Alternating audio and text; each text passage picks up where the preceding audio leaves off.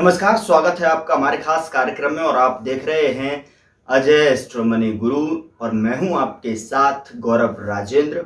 जैसा कि दोस्तों आप जानते हैं, अजय एस्ट्रो मनी गुरु जो कि एक ग्लोबल स्तर पर एस्ट्रो फाइनेंस डिजिटल एकमात्र ऐसा चैनल है जो कि 42 कम्युनिटीज का एनालिसिस आप तक पहुंचाता है।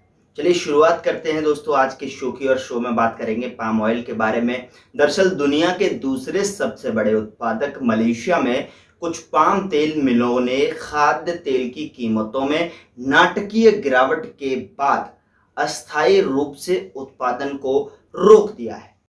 मलेशियाई कच्चे पाम तेल सीपीओ की कीमतों में जून में 13 से अधिक वर्षों में सबसे बड़ी एक महीने की गिरावट देखी गई है, जो सोमवार को 6,632 रिंगत तकरीबन $1506.25 प्रति टन के उच्च स्तर से 22% गिरकर 4922 रिंगत यानी तकरीबन $1117.42 हो गई, जिसमें से अधिकांश को मिटा दिया गया।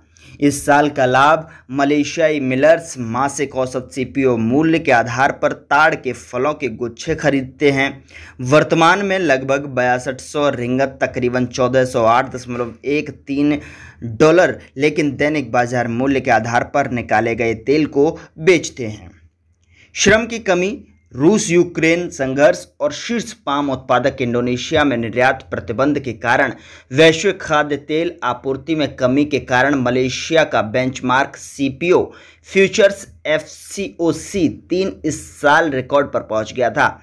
अनुबंध गिर गया जब इंडोनेशिया ने इस प्रतिबंध को समाप्त कर दिया और निर्यात को बढ़ावा देने की मांग की, जिसने बाजार में अधिक अस्थिरता को प्रज्वलित किया। मौजूदा कीमतों पर मिलें जो पहले से ही श्रम की कमी और उच्च इनपुट लागत का सामना कर रही हैं, उत्पादित प्रत्येक 100 टन सीपीओ के लिए कम से कम 1,50,000 रिंगट तकरीबन $34,067.68 यानी खोने के लिए खड़े हैं। यो ने कहा, खरीदार वर्तमान में सीपीओ के लिए लगभग 4700 रिंगत की पेशकश कर रहे हैं। यो ने कहा कि जिन मिल मालिकों ने अपनी अनुबंधित बिक्री पर डिलीवरी की है, उन्होंने कीमतों के सामान्य होने तक आपूर्तिकर्ताओं से ताजे फलों के गुच्छे प्राप्त करना बंद कर दिया है तथा ठहराव 1 दिन से लेकर 1 सप्ताह तक हो सकता है।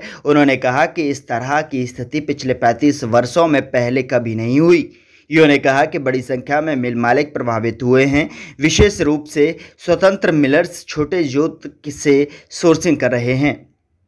उन्हें उम्मीद है कि जुलाई में परिचालन सामान्य हो जाएगा यदि मूल्य में उतार चढ़ाव और मासिक औसत सीपीओ मूल्य और दैनिक कारोबार मूल्य के बीच का अंतर कम हो जाता है।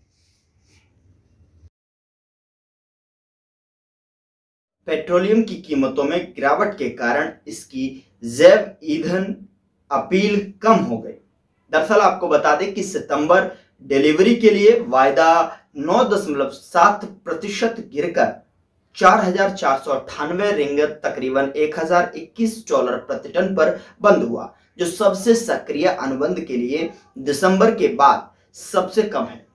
मार्च के बाद से सबसे लंबे समय तक हारने के क्रम में उष्णकटिबंधीय तेल छठे दिन फिसल गया है।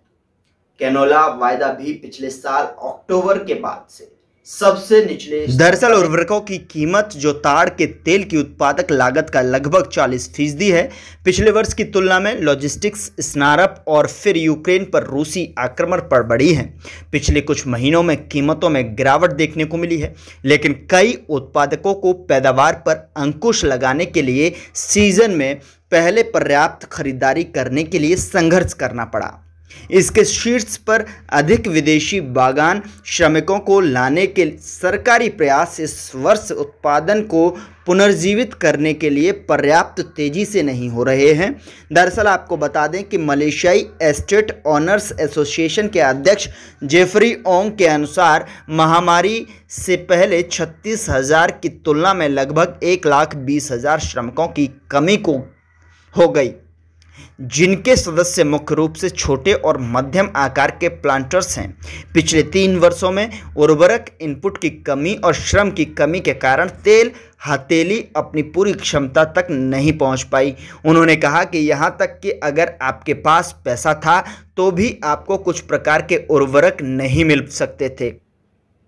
तो फिलहाल इस शो में इतना ही। अगले शो में फिर मुलाकात होगी एक नई खबर के साथ। तब तक के लिए आप देखते रहिए अजय एस्ट्रो मनी गुरु। नमस्कार।